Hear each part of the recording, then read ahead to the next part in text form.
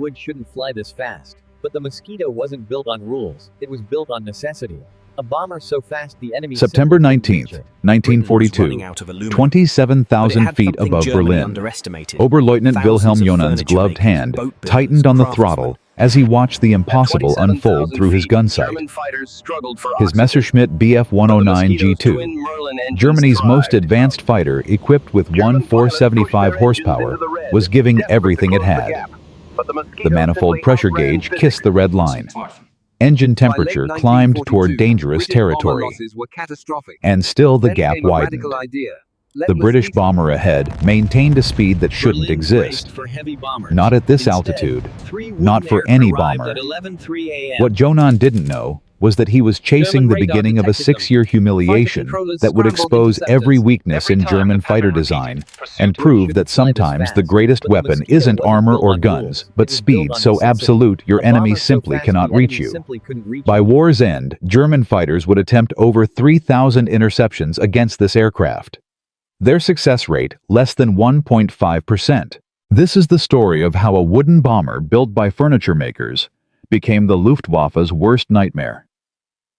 The problem began months earlier in the spring of 1942, when British Bomber Command was bleeding to death over Germany. Every night, Lancaster and Halifax bombers crossed into enemy territory. Every night, German night fighters tore them apart. The mathematics were brutal and unforgiving. In March 1942 alone, Bomber Command lost 247 aircraft. That's 729 aircrew dead or missing. By June, the loss rate had climbed to 4.8% per mission. The cold arithmetic was terrifying. If you flew the required 30 missions for a tour of duty, your statistical chance of survival was approximately 12%. 12%. Flying bombers over Germany in 1942 wasn't combat, it was slow-motion suicide. Air Chief Marshal Arthur Harris, commanding Bomber Command, stared at casualty reports that represented the complete failure of British bombing strategy. The Germans had built an integrated air defense system that was murdering his crews. Radar stations detected incoming bombers 100 miles away. Fighter controllers vectored Bf-110s and Ju-88 night fighters to intercept. Searchlight batteries illuminated targets for anti-aircraft guns. The British bombers loaded with bombs and defensive ammunition lumbered through German skies at 180 miles per hour. They were flying targets. Harris had tried everything. Increased defensive armament made bombers heavier and slower. Fighter escorts couldn't reach deep into Germany. Electronic countermeasures were still primitive. The loss rate kept climbing. Every solution made the problem worse. But across southern England, in a wooden workshop that smelled of glue and sawdust, a man named Geoffrey de Havilland was finishing an aircraft that would change everything. De Havilland wasn't a military officer. He was a 60-year-old aircraft designer who had started his career building planes in his garage. His company made civilian aircraft and light trainers. Nobody in the Air Ministry took him seriously when he proposed his idea in 1938. The idea was insane. Build a bomber entirely from wood. Make it carry no defensive guns, no gun turrets, no defensive crew positions. Just 2 men in a wooden fuselage, betting their lives that speed alone would keep them alive. The Air Ministry's response was predictable. They laughed him out of the room. Lord Beaverbrook, Minister of Aircraft Production, called it Freeman's Folly, named after the one air marshal who supported it. The criticism was withering. Wood. In 1940, when Germany was building all-metal bombers, the entire concept seemed like regression to World War I technology. But de Havilland understood something the military establishment missed. Wood, when properly laminated, provided strength-to-weight ratios comparable to aluminum. Better yet, wood was plentiful. Britain was desperately short of aluminum needed for fighter production. But Wood England had furniture factories, piano makers, boat builders, all sitting idle because luxury goods weren't needed during wartime. De Havilland's proposal would turn furniture factories into bomber plants without competing with Spitfire production for scarce aluminum. The technical challenge was elegant in its simplicity. Every gun turret on a conventional bomber added 200 pounds. Every defensive gunner position required structural reinforcement, adding more weight. Armor plating added another 800 pounds. All of that weight created drag, requiring more fuel, requiring bigger engines, creating more weight. It was an endless spiral toward heavy, slow, vulnerable bombers. De Havilland's solution was radical. Strip it all away. No guns, no turrets, no armor. Use the weight savings for streamlining, for fuel, for speed. Build an aircraft so fast that German fighters simply couldn't catch it. The Air Ministry rejected the proposal 3 times between 1938 and 1940. Then in November 1940, with bomber losses becoming catastrophic, they grudgingly approved one prototype. Not because they believed in it, because they were desperate enough to try anything. The prototype, designated W-450, rolled out in November 1940. It looked like nothing anyone had seen before. Sleek wooden fuselage painted yellow. Twin Rolls-Royce Merlin engines. No gun blisters, no turrets, just smooth aerodynamic perfection. Test pilot Jeffrey de Havilland Jr. The designer's son took it up on November 25, 1940. The test flight was supposed to last 30 minutes. He stayed up for an hour, putting the aircraft through maneuvers that shouldn't be possible for a bomber. When he landed, his flight report contained 3 words that changed everything. Faster than Spitfires. The prototype had reached 392 miles per hour. The current Spitfire MAKV had a top speed of 378. A bomber was faster than Britain's frontline fighter. The Air Ministry's skepticism evaporated. They ordered 150 aircraft immediately. By early 1942, production was ramping up at factories across England. Not aircraft factories, furniture factories. The Mosquito's fuselage was built in 2 halves like a giant wooden canoe. Workers at furniture companies assembled them using techniques they'd learned making cabinets and pianos. The wings were constructed from laminated birch plywood with balsa wood cores. The entire aircraft was held together with casein glue derived from milk protein. It was, as German pilots would later mock, literally furniture that flew. But what furniture? The first operational Mosquitoes reached 105 Squadron in July 1942. The crews assigned to fly them were skeptical. Squadron leader Rupert Oakley, a veteran bomber pilot with 23 missions, looked at the wooden aircraft with no guns and thought he was looking at his coffin. The first briefing confirmed his fears. You'll fly alone in daylight over Germany at 25,000 feet. If German fighters find you, your only defense is to fly faster than them. Oakley's response: that's not a defense. That's suicide with extra steps. He wasn't wrong to be skeptical. The doctrine of bomber warfare in 1942 was built around defensive firepower. Heavy bombers flew in formations, their overlapping fields of fire creating combat boxes that made German fighter attacks costly. The Mosquito abandoned that entire concept. You flew alone. You had no guns. If they caught you, you died. Simple as that. The first operational mission proved everyone wrong in the most spectacular way possible. September 19, 1942. Flight Lieutenant D.A. George Perry climbed into Mosquito W4051 at RAF Marham at 0730 hours. His mission photographed Berlin in broad daylight. His navigator, Flight Sergeant Ernest Tracy, settled into the seat beside him. 2 men. No guns. About to fly into the heart of Nazi Germany at noon. The route took them across the North Sea at wave-top height to avoid German radar. At the Dutch coast, Perry pulled back on the stick and the Mosquito climbed like no bomber anyone had ever seen. Rate of climb 500 feet per minute. By the time German radar picked them up, they were already at 27,000 feet, screaming toward Berlin at 380 miles per hour. At 0847 hours, German radar stations detected a single fast-moving contact. Fighter controllers at Luftwaffe headquarters scrambled 12 Bf-109 G2s from Jagdgeschwader 27. These weren't ordinary fighters. The Gustav variant was Germany's newest, capable of 406 miles per hour at optimal altitude. They climbed hard toward the intercept point. Wilhelm Jonan led the first swarm of 4 fighters. He was 24 years old, a combat veteran since 1940, with 23 confirmed victories. He'd survived the Battle of Britain, flown over Russia, knew interception geometry like a mathematician. None of that knowledge would matter against what happened next. At 0856, Jonan spotted the Mosquito at 6 miles distance. British aircraft, twin engine, heading southeast toward Berlin. He pushed his throttle forward and rolled into pursuit. His Gustav responded beautifully, accelerating toward 400 miles per hour. The Mosquito grew larger in his gun sight. 4 miles, 3 miles, 2 miles. Jonan's finger moved to the gun trigger.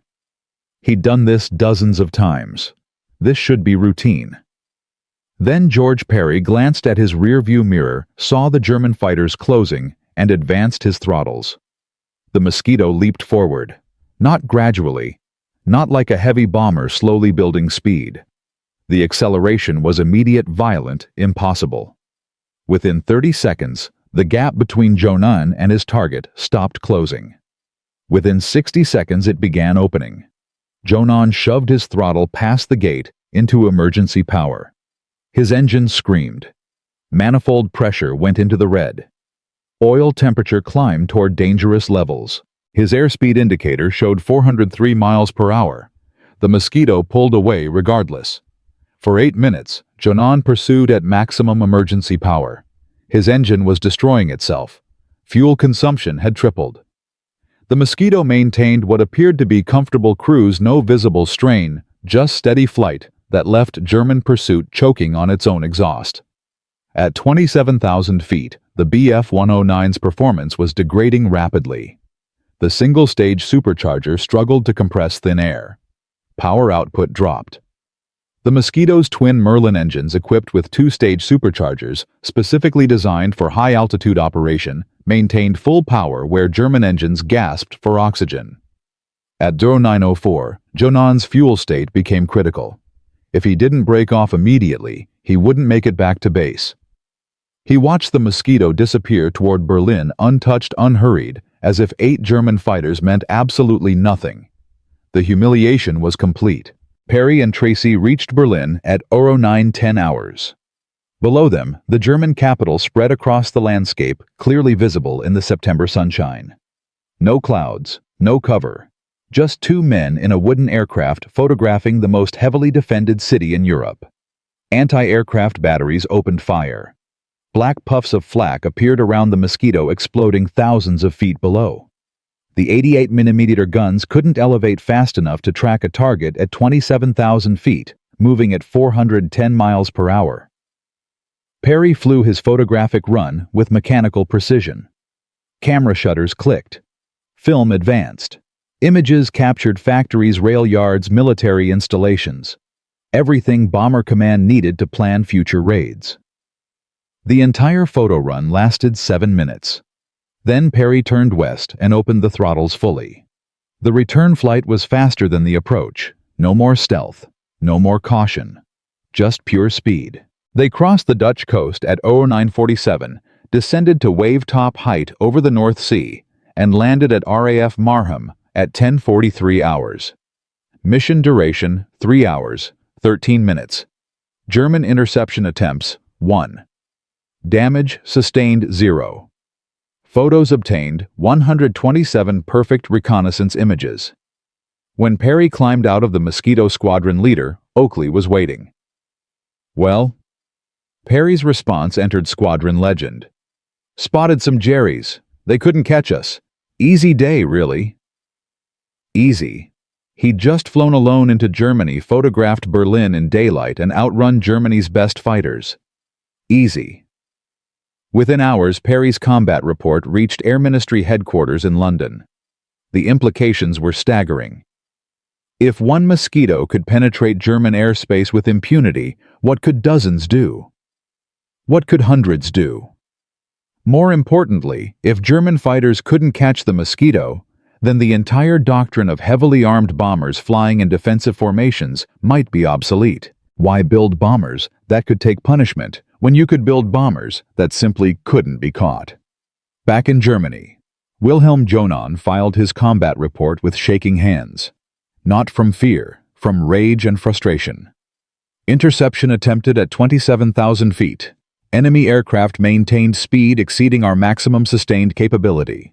Unable to close within weapon range, despite 8 minutes at emergency power. Aircraft appeared to be wooden construction, twin-engine configuration, unarmed. Speed estimated at 420 miles per hour or greater. His squadron commander read the report twice, then called him into his office. "You're saying a wooden bomber is faster than our newest fighter?" Jonan's response was carefully measured. "I'm saying I watched it fly away from me while my engine was destroying itself trying to catch it. Sir." The report climbed through Luftwaffe bureaucracy like poison spreading through a body. Each commander who read it refused to believe what they were seeing. A wooden bomber. Faster than the Bf-109 Gustav. Impossible. Except it had happened. And it would happen again. And again. And again. But what nobody knew yet, not Perry, not Jonan, not the Air Ministry, was that this single mission on September 19th was just the beginning. The Mosquito had proven its concept. Now it would prove its value.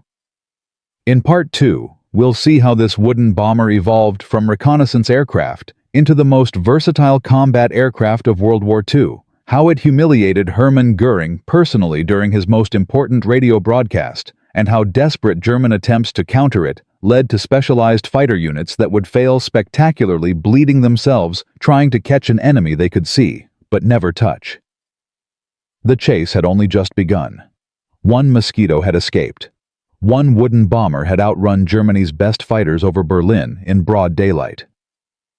That single mission on September 19, 1942, should have been a warning. Instead, German High Command dismissed it as a fluke, an anomaly, a lucky escape. They had no idea they were watching the beginning of their complete humiliation. Within 4 months, Mosquitoes would fly over Berlin during Hermann Göring's most important radio broadcast, making him look like a fool in front of the entire German nation. By war's end, the Luftwaffe would attempt over 3,000 interceptions, with a success rate below 1.5%. But first, the British had to convince their own military establishment that a wooden bomber with no guns wasn't insane. And that fight would be harder than anything the Germans could throw at them. The problem wasn't the Mosquito's performance. George Perry's mission had proven the concept brilliantly. The problem was institutional inertia weighing down the entire Royal Air Force like anchor chains on a racing yacht.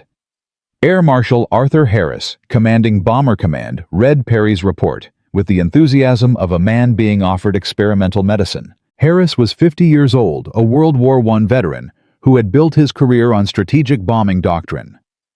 That doctrine was simple heavy bombers flying in formation protected by overlapping fields of defensive fire. The Lancaster bomber embodied everything Harris believed in.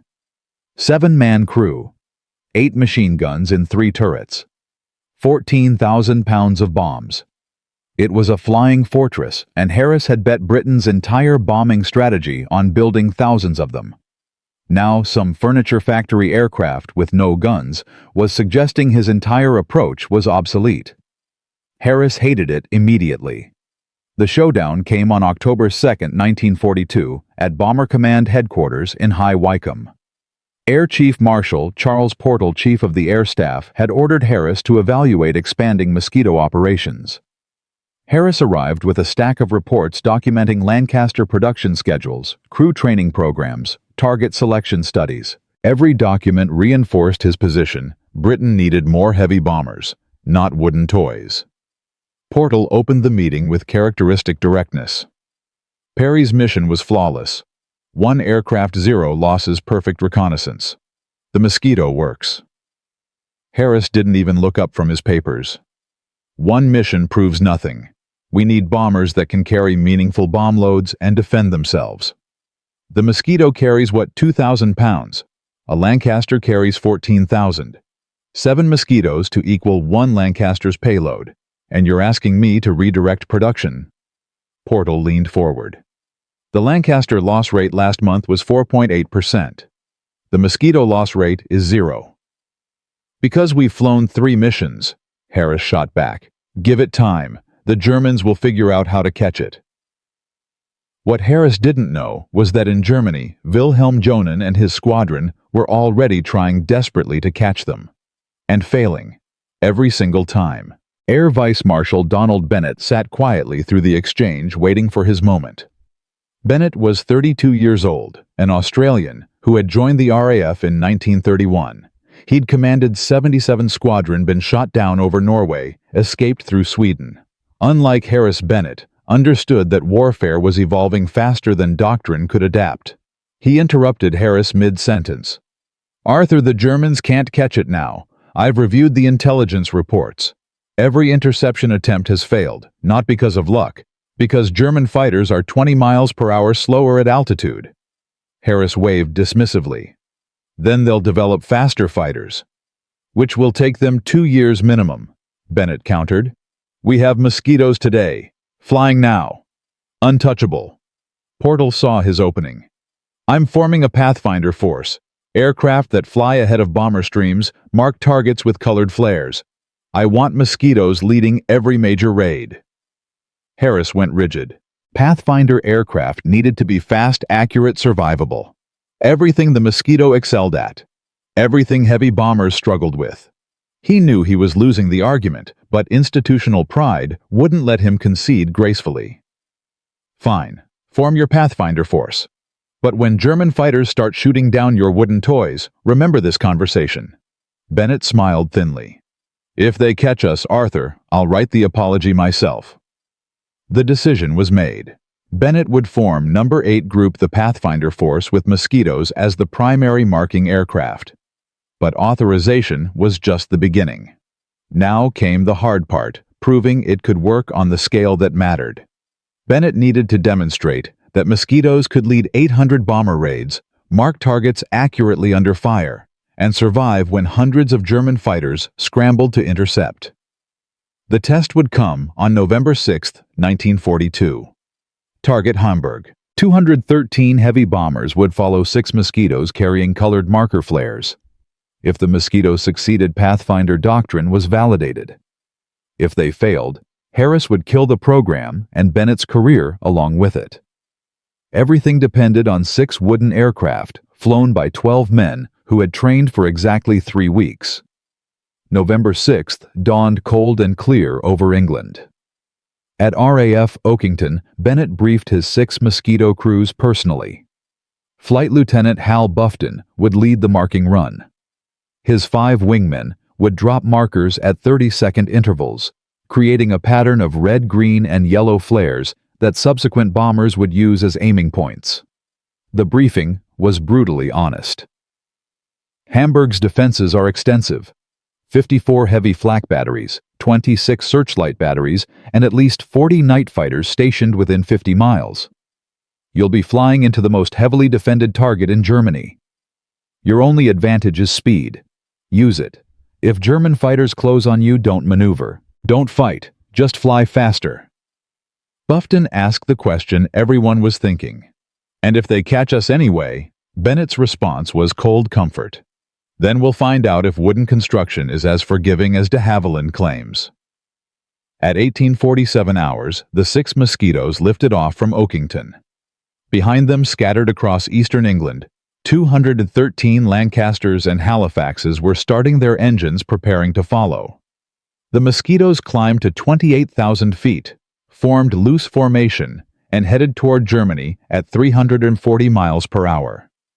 They crossed the German coast at 1923 hours. Radar stations immediately detected them. At Luftwaffe fighter control centers, controllers stared at their scopes in confusion. 6 fast contacts. No bomber stream. Just 6 aircraft flying deeper into Germany. Night fighter squadrons scrambled. Bf-110s and Ju-88s clawed for altitude. The hunters were launched. Now came the chase. Bufton's navigator, Pilot Officer James McCready, monitored the radio. German fighter chatter filled the frequencies. Controllers vectoring interceptors toward the Mosquitoes. Pilots acknowledging vectors. The entire Luftwaffe network activated. McCready reported calmly. Fighters scrambled from Javer-Leeuwarden and Schiphol. Estimate 30-plus aircraft converging on our position. Bufton advanced his throttles slightly. The airspeed indicator climbed to 370 miles per hour, still well below maximum. Still comfortable cruise power. Behind them, German fighters strained to catch up their pilots, pushing engines toward redline temperatures. At 2008 hours, the first interception attempt developed. Hauptmann Werner Hoffmann, flying a Bf-110G4 equipped with FUG-202 radar, achieved contact at 8 miles.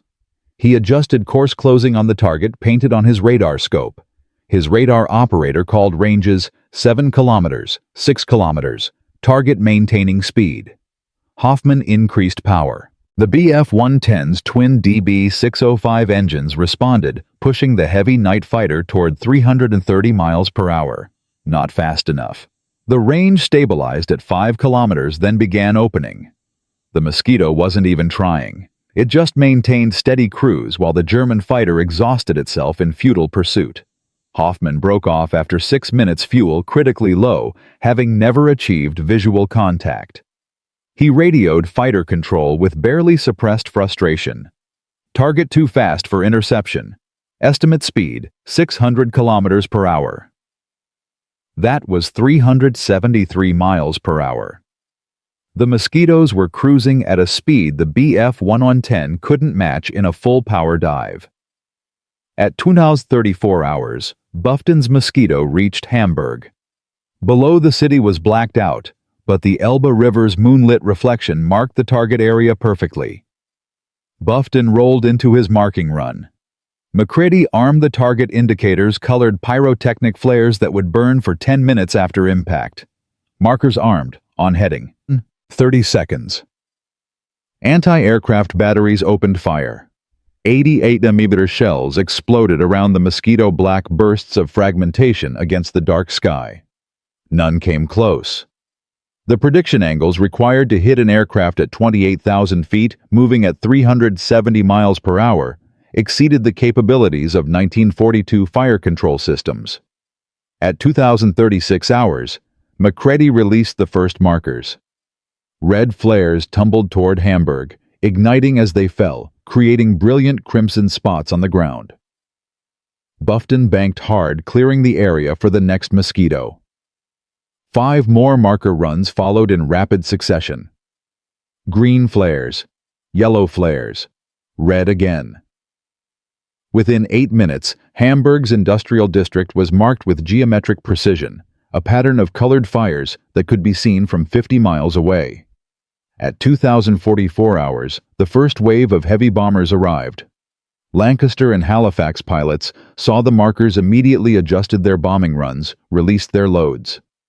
The bombing was devastating. Previous raids on Hamburg had scattered bombs across 20 square miles, most missing industrial targets entirely. Tonight, with Mosquito Pathfinders, marking precisely 78% of bombs, fell within 1 mile of their aiming points. Factories, shipyards, rail junctions all hit with accuracy that seemed impossible for night bombing. The Mosquitoes aggressed, while Hamburg burned. All 6 aircraft returned to England untouched. Not a single bullet hole. Not one fragment of flak damage.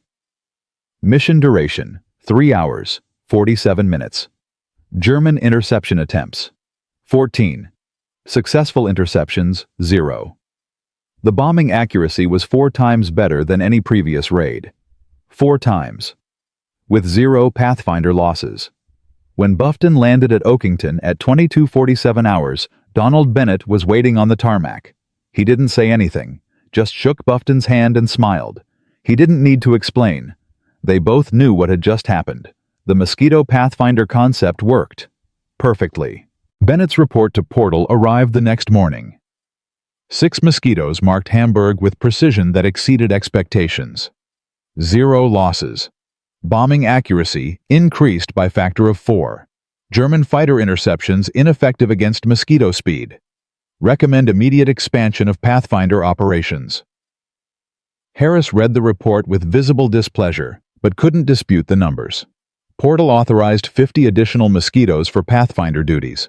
Production contracts were expanded. By January 1943, Bennett's 8 Group would operate 89 mosquitoes.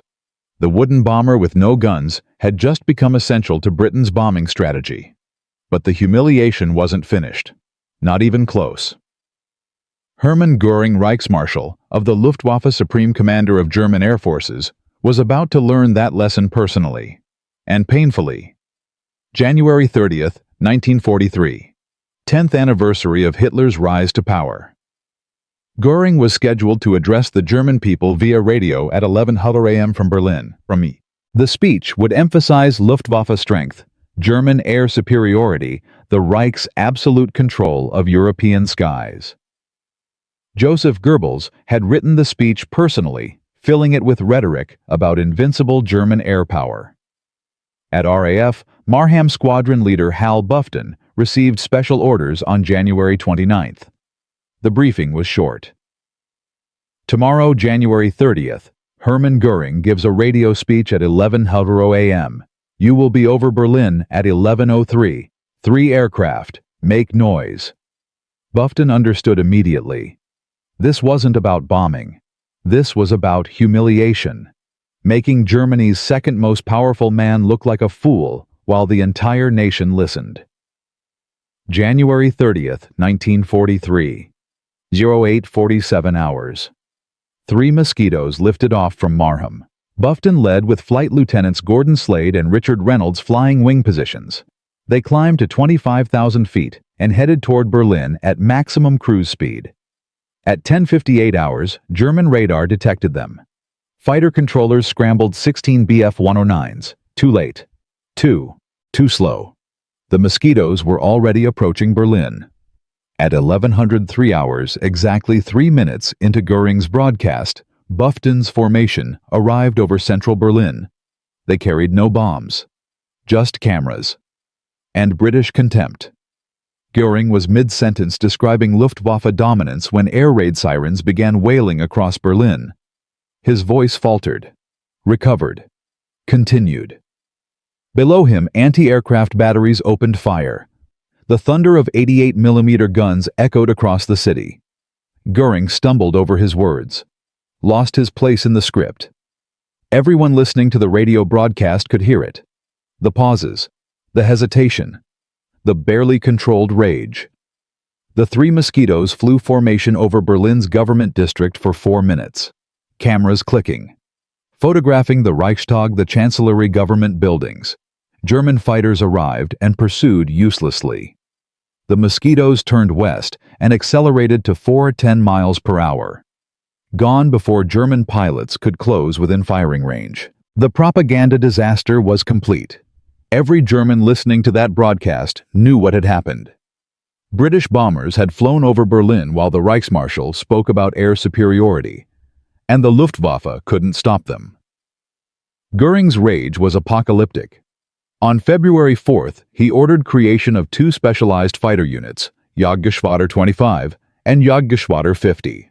Their mission: stop the mosquitoes, whatever it takes.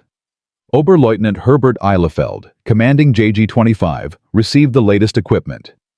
Bf-109 G6 variants with MW-50 methanol water injection systems, boosting power to 1,800 horsepower.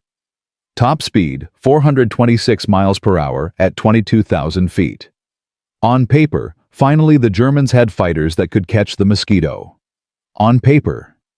The first operational test came February 19th.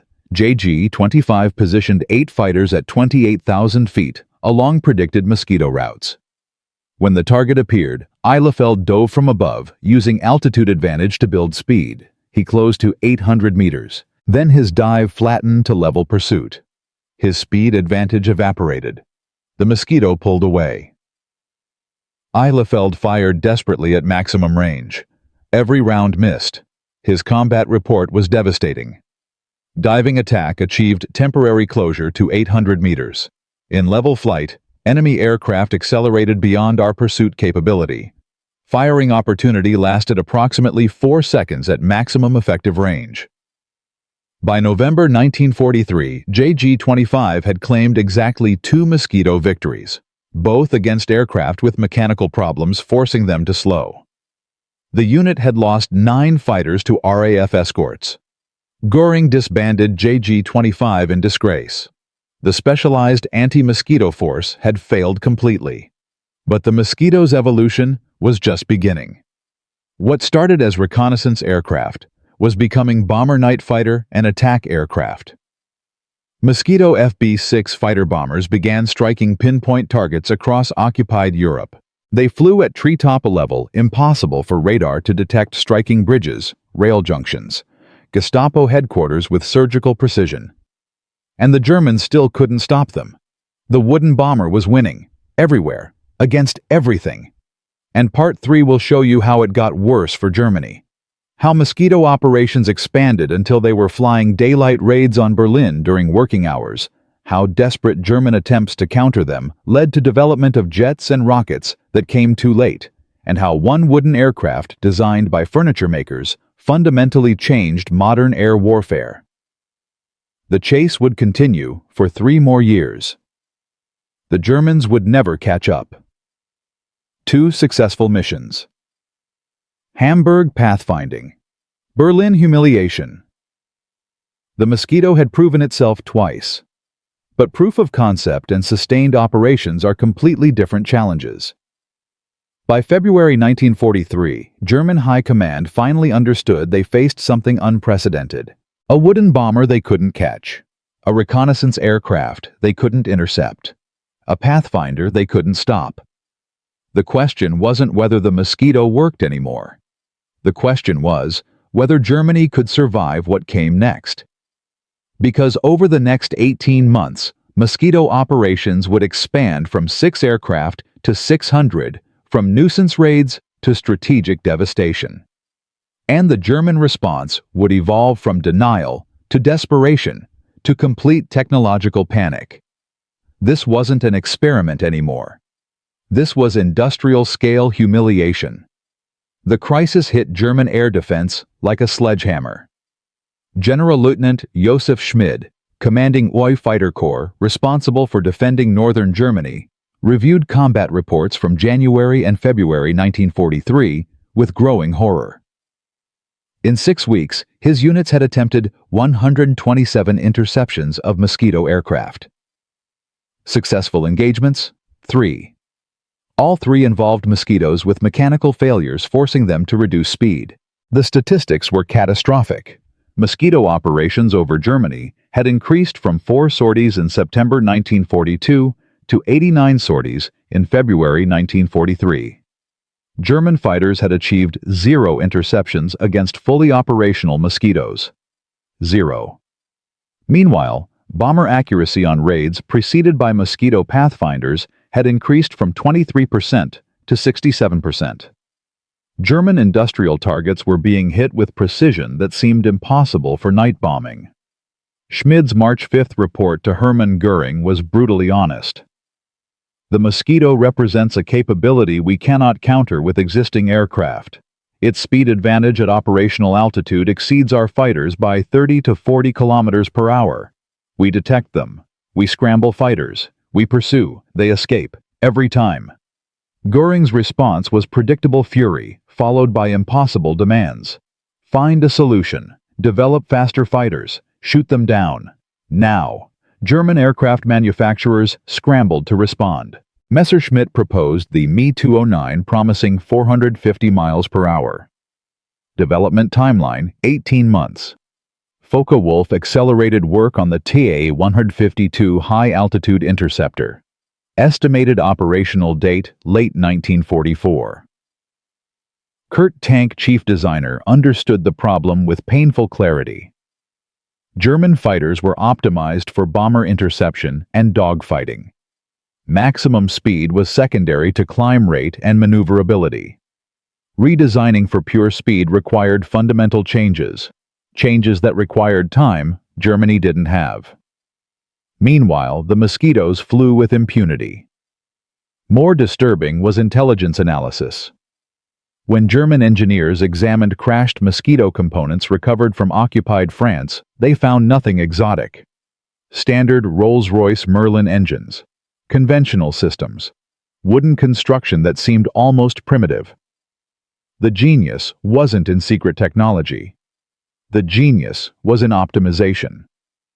Stripping everything unnecessary. Betting entirely on speed. It was a design philosophy German engineering culture couldn't replicate because it violated every principle they'd built their aviation industry on. The Luftwaffe had designed bombers for survivability through armor and guns. Britain had designed the Mosquito for survivability through pure velocity. And velocity was winning. But expansion brought new problems Britain hadn't anticipated. By April 1943, Mosquito production had ramped to 60 aircraft per month across 23 factories. Quality control became critical. On April 14, Mosquito FB-6, serial number HJ711, suffered catastrophic structural failure during a low-altitude attack run over France. The wooden wing structure delaminated at 380 miles per hour. The aircraft disintegrated. Both crew members killed instantly. Investigation revealed contaminated adhesive at the subcontractor facility. The casein glue derived from milk protein had been improperly mixed. Bonding strength reduced by 40%. Every aircraft using adhesive from that batch was potentially compromised. De Havilland issued immediate inspection orders. 47 Mosquitoes were grounded pending structural inspection. 12 required complete wing replacement. Production delays cascaded through the supply chain.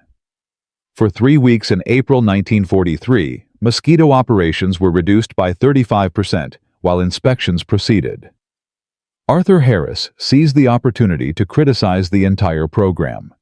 In a memo to Portal dated April 19th, he wrote, "The Mosquito's wooden construction introduces quality control challenges unacceptable for sustained operations.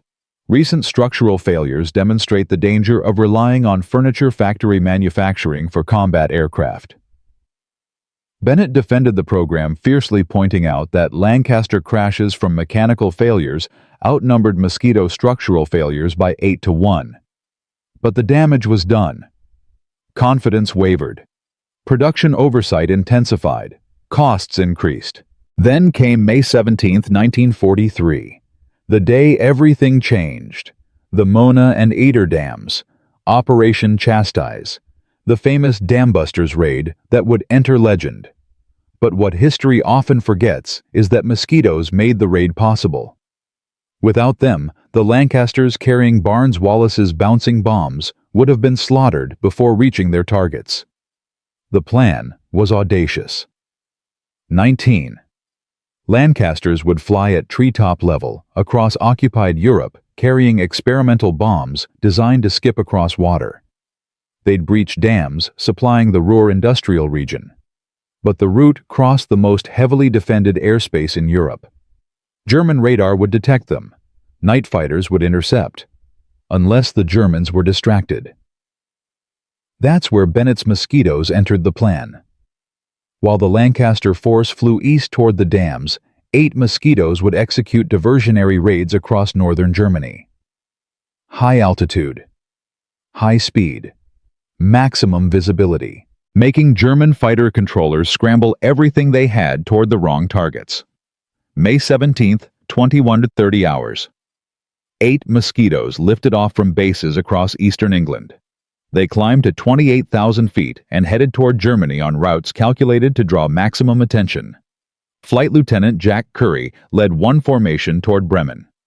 His navigator, Flying Officer Dennis Walsh, monitored German radio frequencies.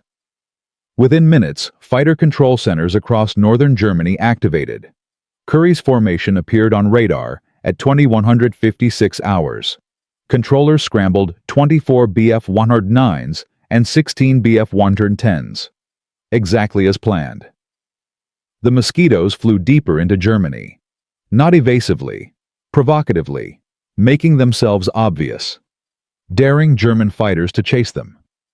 At 22:08, the first interception developed. Hauptmann Wilhelm Herget led 4 Bf-109s in pursuit. He closed to 3 miles, 2 miles. The mosquitoes maintained steady course. Then Currie advanced his throttles and the mosquitoes accelerated smoothly away. Herget pursued for 11 minutes, his fuel state becoming critical. The mosquitoes pulled away effortlessly. Herget broke off landing with tanks nearly empty. He'd burned maximum fuel, achieving nothing. While Herget chased Phantoms, 19. Lancasters approached the Mona Dam from the east, flying below radar coverage. German fighters that should have been patrolling central Germany were scrambled north, chasing mosquitoes. The diversion worked perfectly. At 23:28 hours, the first Lancaster released its bouncing bomb. The weapon skipped across the reservoir, struck the dam wall, sank, detonated. A column of water erupted 1,000 feet high. The second Lancaster attacked. Third, fourth. At 00:49 hours, the Mona Dam breached. 330 million tons of water exploded through the valley. The Eder Dam fell at 01:54 hours.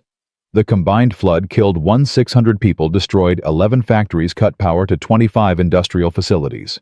The Ruhr's water supply was crippled. German war production in the region dropped 25% within a week. And the mosquitoes. All 8 returned safely. 0 losses. They'd flown into the most heavily defended airspace in Europe, drawn 40 German fighters on futile pursuits, enabled the most successful precision bombing raid of the war. Currie landed at 02:43 hours. His combat report was characteristically understated. Diversionary mission executed as planned. Engaged multiple German fighters. All interception attempts unsuccessful. Enemy fighters appeared frustrated. German pilots had chased targets they could see but never touch, while British bombers destroyed critical infrastructure behind them. News of the dam raids spread across Britain like wildfire. Newspapers proclaimed the dam busters heroes. Rightfully so. But intelligence officers and operational planners understood the deeper truth. The mosquito diversion had made the impossible possible. Without those 8 wooden aircraft drawing German fighters north, the Lancaster losses would have been catastrophic. Air Ministry analysis estimated that without mosquito diversion, the dam raids would have lost 12 to 14 Lancasters instead of 8. The mosquito's contribution had saved 24-32 aircrew lives. More importantly, it demonstrated a principle that would define the rest of the air war. Fast, versatile aircraft could multiply the effectiveness of heavy bomber forces exponentially, not by carrying more bombs, by creating chaos in German air defense that allowed the heavy bombers to survive. Mosquito operations exploded after May 1943. Production increased to 90 aircraft per month. New variants emerged targeting specific roles. The FB-Dix fighter bomber carried 4 20mm cannons and rockets for ground attack. The NF-67 night fighter packed airborne radar for hunting German bombers. The B-16 bomber variant carried a 4,000-pound cookie bomb for maximum blast effect. Each variant maintained the core advantage speed that made interception nearly impossible. By August 1943, Mosquito squadrons were flying missions that would have been suicide for conventional bombers. Daylight precision strikes on Gestapo headquarters in occupied cities, low-level attacks on V-1 launch sites, high-altitude reconnaissance over Germany. Every mission succeeded because German fighters simply couldn't catch them. General Major Adolf Galland, commanding German fighter forces, wrote in his August assessment, "Mosquito operations represent complete failure of our air defense doctrine. We cannot intercept them at high altitude. We cannot track them at low altitude. When we do achieve contact, they outrun us. Our fighter losses pursuing mosquitoes now exceed mosquito losses by ratio of 7-1. The statistics told the story of absolute German failure. Between February and August 1943, Mosquitoes flew 2,847 operational sorties over occupied Europe and Germany.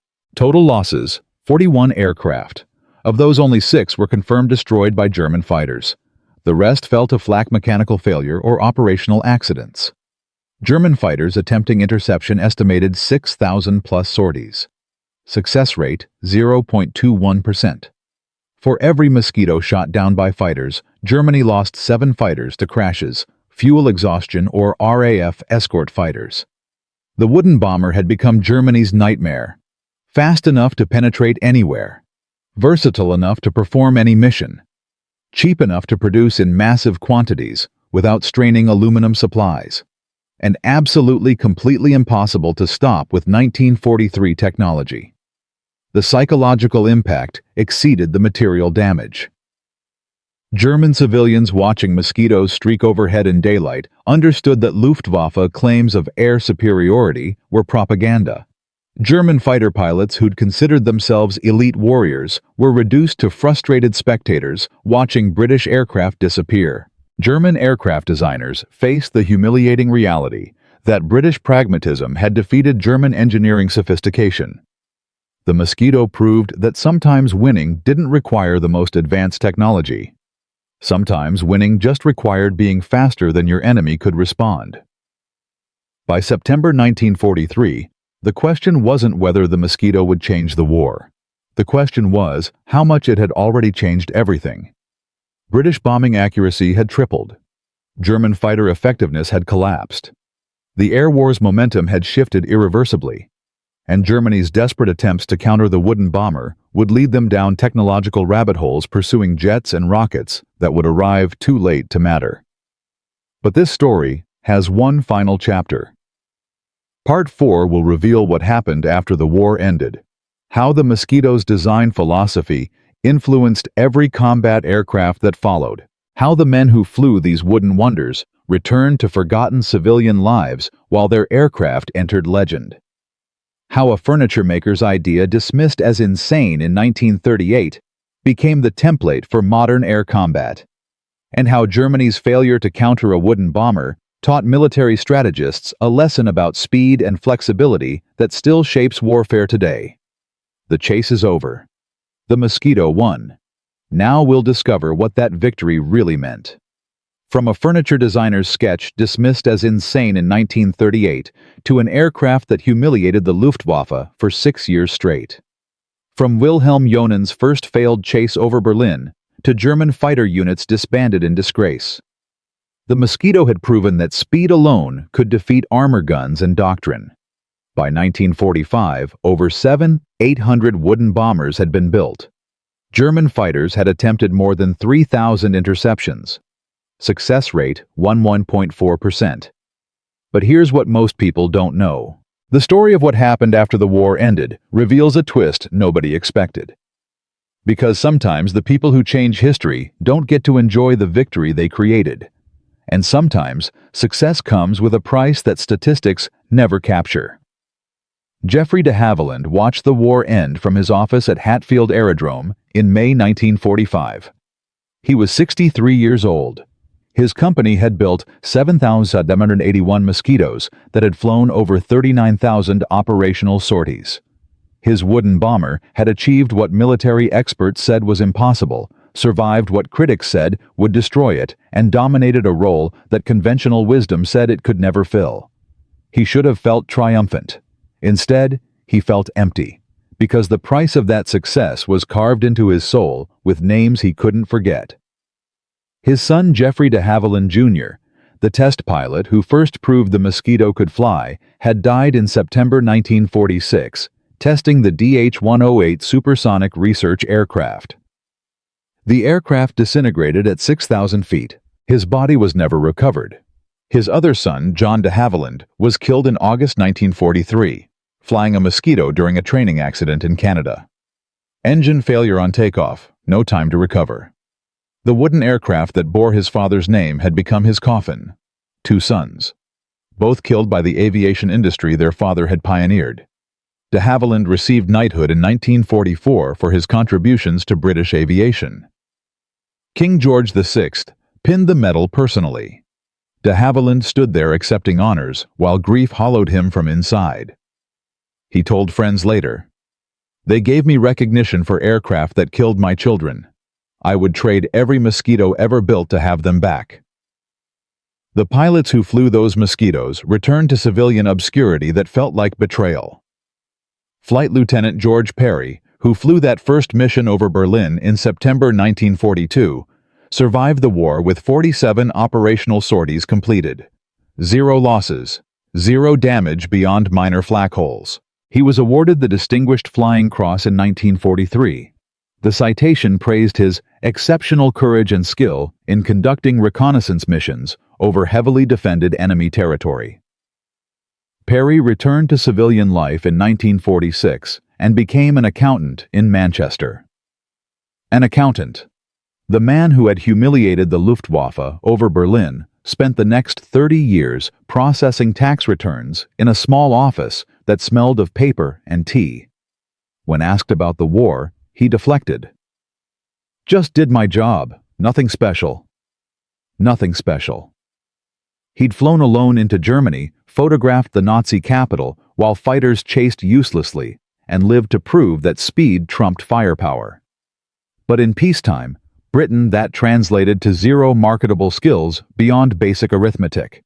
Squadron leader Hal Bufton, who led the Pathfinder operations over Hamburg and the Dam Raids diversion, fared slightly better. He stayed in the RAF until 1958, retiring as group captain. But his Mosquito experience was considered obsolete by 1950. The jet age had arrived. Wooden bombers were history. Bufton's expertise meant nothing in an Air Force transitioning to Canberras and V-bombers. He retired to Devon and raised chickens. Raised chickens. The man who had revolutionized precision bombing spent his final decades selling eggs at rural markets. Wilhelm Jonan, the German pilot who first chased Perry's Mosquito and failed, survived the war in circumstances that proved bitterly ironic. By 1944, he'd accumulated 47 aerial victories, earned the Knight's Cross, and commanded a squadron. None of it prepared him for what came after Germany's collapse. Soviet forces captured him near Berlin in May 1945. He spent 4 years in a gulag near Stalingrad doing forced labor. When he finally returned to Germany in 1949, he found a country divided, destroyed, and desperate. He became a truck driver, hauling coal through the Ruhr region that Mosquito raids had devastated. Every delivery took him past factories the wooden bombers had helped destroy, every route reminder of his failure to stop them. He died in 1973 in a traffic accident. His obituary in the local newspaper didn't mention his wartime service, just identified him as Wilhelm Jonan, age 55 truck driver, survived by his wife and 2 children. The pilot who'd witnessed the beginning of the Mosquito nightmare died, forgotten, erased by history's indifference to the losing side. But di san thuksu ko ang ta kong num o hun chung. The Mosquito's real legacy wasn't in the honors given or forgotten. It was in how completely it revolutionized military aviation philosophy. Every modern combat aircraft descends from the principle the Mosquito proved speed and versatility trump specialized heavy armor. Consider the lineage. The Canberra bomber entering service in 1951 adopted the Mosquito's high-speed, unarmed reconnaissance concept. Cruise speed, 470 miles per hour. Defensive armament, none. It served 60 years across 15 air forces. The F-4 Phantom, America's primary fighter in Vietnam, embodied Mosquito versatility. Fighter-bomber reconnaissance electronic warfare. One airframe, multiple roles. Production total: 195 aircraft. The F-15E, Strike Eagle, continues that tradition today. Air superiority fighter and precision bomber combined. Top speed, Mach 2.5. The principle remains identical. Build one aircraft fast and adaptable enough to dominate multiple missions simultaneously. Total Mosquito production, 781 aircraft. Total operational sorties, 39, 795. Combat losses. 214 aircraft. Loss rate 3.05%. For comparison, Lancaster loss rate 4.7%. B-17 Flying Fortress 4.3%. The wooden bomber, dismissed as insane, survived at higher rates than metal bombers covered in armor and guns. More remarkably, of those 214 Mosquito losses, only 254 were confirmed destroyed by enemy fighters. That's 20.9% of total losses. Mechanical failures, flak, and accidents caused the rest. German fighters, which had terrorized Allied bomber formations throughout the war, achieved barely 1/5 of Mosquito casualties. The speed advantage wasn't just effective, it was revolutionary. The reconnaissance variants served until 1955, photographing Soviet installations during the Cold War. Night fighter versions remained operational until 1961 with several air forces. The last combat sortie by a Mosquito occurred in 1963, when the Israeli Air Force used 3 FB-SEC fighter bombers against Syrian positions. 21 years after George Perry's first flight over Berlin. No other World War II combat aircraft remained operational that long. The design principles proved so sound that wooden construction became irrelevant. Replace wood with aluminum or composites, and the formula still worked: 2 engines, minimal weight, maximum speed, multiple rolls. De Havilland, Canada, built the DHC-4 Caribou using evolved Mosquito principles. Short takeoff and landing, versatile payload, simple construction. It served through Vietnam and beyond. Civilian applications emerged unexpectedly. The Mosquito's laminated wood construction techniques influenced post-war furniture and boat building.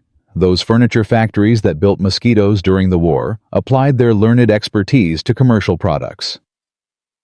British plywood manufacturing standards established for Mosquito production became industry benchmarks lasting decades. Even the glue formulations developed for wooden aircraft construction found applications in civil engineering. Những bài học lớn nhất không phải về kỹ thuật. The greatest lesson wasn't technological, it was cultural.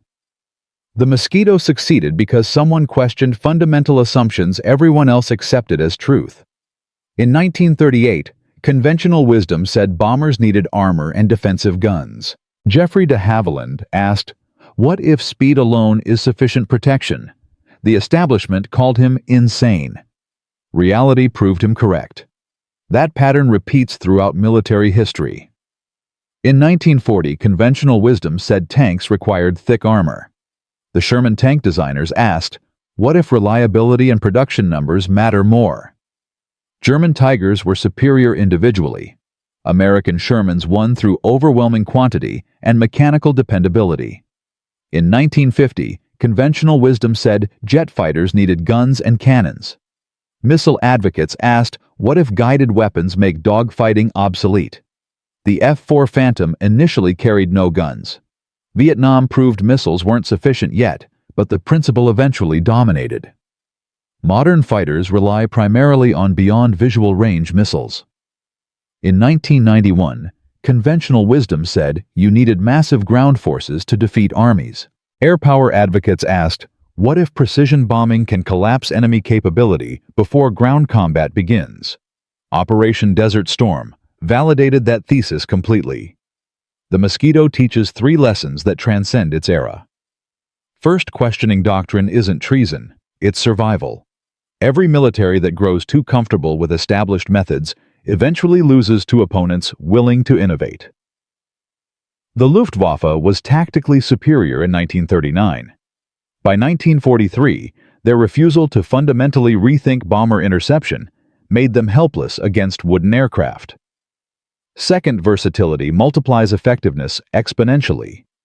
The Mosquito succeeded not just because it was fast, but because that speed enabled reconnaissance bombing, pathfinding, night fighting, and ground attack from one airframe. Specialized aircraft require specialized production logistics and training. Versatile aircraft simplify everything while expanding capabilities. Third, sometimes the best weapon isn't the most powerful. It's the one your enemy cannot counter. The Mosquito carried smaller bomb loads than Lancasters, but it survived at higher rates, hit targets more accurately, and completely disrupted German air defense. Effectiveness isn't about raw capability. It's about creating asymmetric advantages that force opponents to fight on your terms. Vakamot chi tiet kuikung mahohet mai nguikom biet. In 2010, historians examining recently declassified Luftwaffe documents discovered something extraordinary. In November 1944, German intelligence officers interrogated a captured Mosquito crew shot down by flak over Belgium. The interrogation transcripts reveal that German technical experts asked detailed questions about the Mosquito's wooden construction, not for intelligence purposes, for inspiration. By late 1944, Germany's aluminum supplies were critically depleted. Factories were being bombed constantly. The interrogators wanted to know if wooden construction could be adapted for German aircraft production. The captured British navigator Flight Sergeant Thomas Howard described the manufacturing process in detail. Laminated birch, balsa cores, casein glue, simple tools, non-specialized labor. The German engineers took notes furiously. 3 months later, in February 1945, Germany initiated development of the Focke-Wulf Ta-154 Mosquito, their direct copy of the concept they'd spent 3 years trying to destroy. Wooden construction, high speed, minimal armament. By the time prototypes flew, the war was over. But the historical irony is perfect. Germany dismissed the Mosquito as evidence of British weakness in 1941. By 1944, they were copying it out of desperation. The insane design had become the standard they aspired to reach. And they never caught up. From a furniture designer with a crazy idea to an aircraft that saved tens of thousands of lives and reshaped modern air combat forever. Geoffrey de Havilland proved that innovation doesn't require military credentials or institutional approval. Sometimes it just requires the courage to ask, what if everyone else is wrong? The Mosquito flew 39,795 combat sorties. Delivered 867 tons of bombs. Photographed targets, enabling raids that shortened the war by an estimated 8 months. Shot down 600 German aircraft as night fighters. And did it all while built by furniture makers using materials Germany considered obsolete. That combination saved an estimated 50,000 Allied aircrew lives through improved bombing accuracy and reduced losses. Those crews returned home, raised families, built careers, lived lives they would have lost flying slower, heavier bombers into German guns. And they owed it to a wooden aircraft the experts said would never work. If you think your idea is too crazy to succeed, remember someone once proposed building bombers from plywood and racing them past enemy fighters. The military laughed. Then it changed warfare forever. That's not just history. That's proof that the impossible is just the unproven waiting for someone brave enough to try. The Mosquito didn't just win the air war. It taught us that sometimes the most dangerous weapon in any conflict isn't firepower or armor. It's the willingness to completely reimagine what's possible. And that lesson remains as fast and untouchable as the wooden ghost that proved it.